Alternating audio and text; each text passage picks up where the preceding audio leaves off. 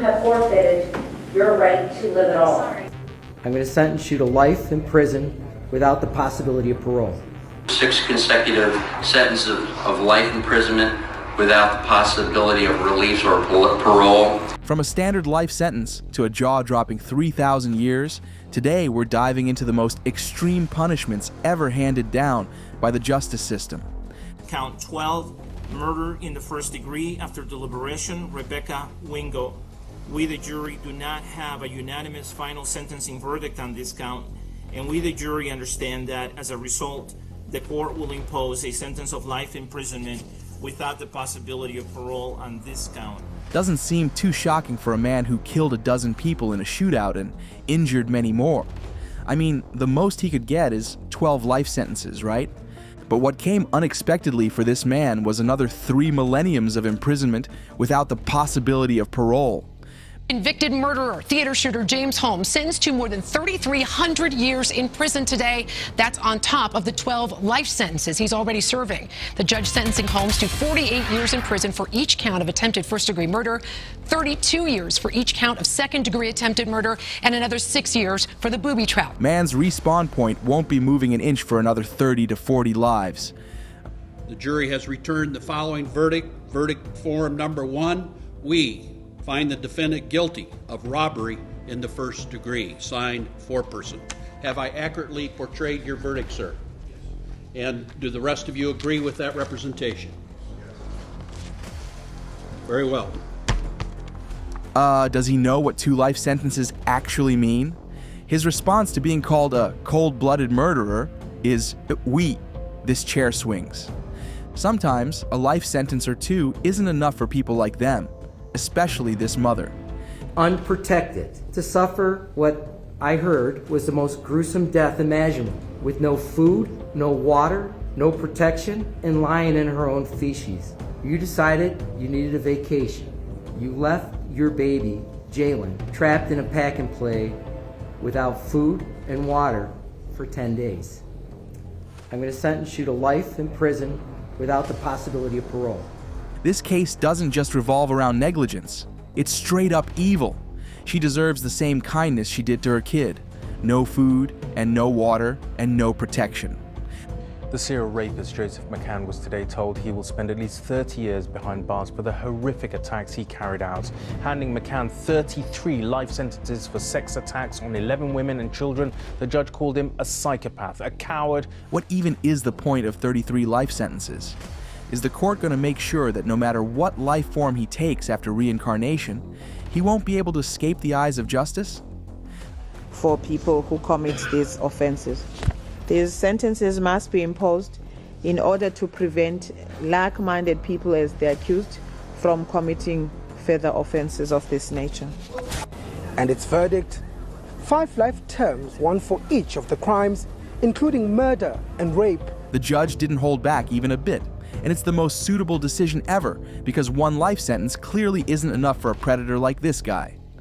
I would have killed more. Like in the case of Ahmed Ali Alid, a Moroccan asylum seeker who is facing murder charges in Hartlepool, England. You're under arrest on suspicion of attempted murder. Times 2. You don't have to say anything. Sounds like that judge really held a grudge against him. She wasn't messing around at all.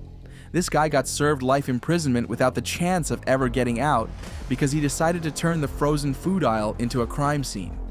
We, the jury, in the above account of cause, find the defendant, Roland K. McDavid, conspiracy to commit murder. Too late to pull a move like that because she still ain't evading the sentencing following her terrible life choices, especially the one where she hired the worst hitman in the state to finish the job.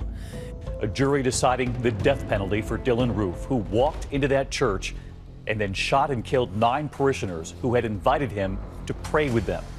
Tonight, Dylan Roof's final words to the court. ABC's Steve Osinsami leading us off. It took jurors only 3 short hours. The most appropriate sentence is death. Even a death sentence is not harsh enough for what this monster did. He didn't just violate a building, he broke the code of peace in a sanctuary where people feel the safest, making his actions even more disgusting. The result is pretty much preordained. with 6 consecutive sentences of life imprisonment without the possibility of release or parole. It's the opportunity to live out your life to its natural end. 6 counts of aggravated murder? Yeah, at that point, life imprisonment was the only inevitable choice that the judge was left with. Jason Allen Thornburg, you have been adjudged by a jury to be guilty of capital murder, and the juror has answered the special issues, making it mandatory that your punishment be death. Therefore, this court sentences you, Jason Allen Thornburg, to death. It's no shock this guy got the death penalty. He is not just any man. He's a killer, straight out of a horror movie. He is a cruel butcher who has absolutely no regard for human life. Four defendants serve a term of life without parole. As to count 4, for the offense of attempted murder. The judge did what he was supposed to do here. He should have thought twice before taking a life and destroying many others. Convicted serial rapist Ngosinathi Phakathi has been handed down a hefty sentence of 42 life imprisonment sentences, in addition to 791 years with 6 months for kidnapping, assault, and theft. Keeping the usual penal system in mind, 42 life sentences is a hell of a time for himself to become the prey. Well, from what we have heard, it doesn't end well for guys like him behind bars. In count 1, I will sentence you to death. Count 2, you will be sentenced to death. In count 3. The kind of horror this man committed doesn't make him eligible for a second chance. He turned a place where people go for some peace and shopping into a lethal war zone. So you find the defendant guilty of murder in the 2nd degree? Yes. Is that unanimous? Yes. This kid just wasted the prime years of 2 people, his own and the one he ended with his own hands. The judge didn't have second thoughts after looking at his face before giving him a sentence that would shatter his life. Tonight, a Mississippi teen sentenced to life in prison without parole for murdering her mother and attempting to kill her stepfather. We, the jury, sentenced the defendant, Carly Madison Gregg, to life imprisonment. 15-year-old shooter Carly Gregg sobbing in court as she learned her fate. This girl is on a level of coldness and betrayal that is hard to process for even the strongest minds. And she got what she deserved, a lifetime imprisonment. A chance to sit behind bars for the rest of her life and reflect on her thoughts. So the total bond would be $2,500, broken down $1,000 resisting without violence, $1,000 for the DUI, and $500 for the expired driver's license. Is there anything else before me involving Mr. Beaver? The only shocker here is the fact that our courts don't discriminate between a common man and a star. As for the fine, we all know that's not even something he would give a damn about. This court finds the aggravating factors heavily outweigh the mitigating circumstances and that death is the proper penalty. Marlon Maurice Joseph, you have not only forfeited your right to live among us, but under the laws of the state of Florida, you have forfeited your right to live at all.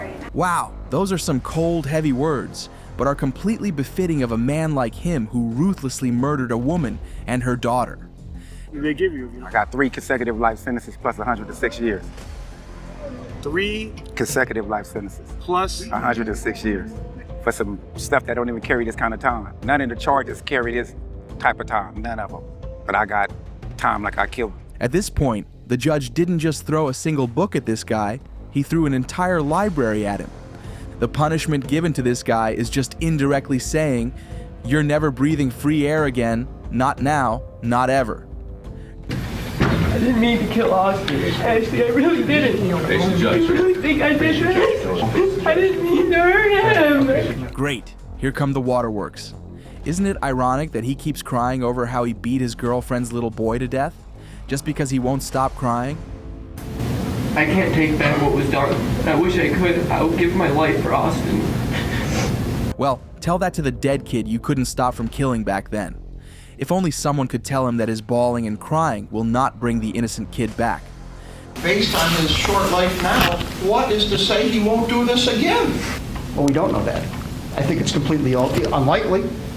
It was a situational, circumstantial thing. The record will show that you admitted that on July 23rd, 2013, in a phone call to your mother from the holding center, you stated, and I got a quote from the court reporter, I am a 16-year-old blonde. Probably all I have to do is cry in front of the jury, and they're going to feel sorry for me. Well, look what the judge just uncovered.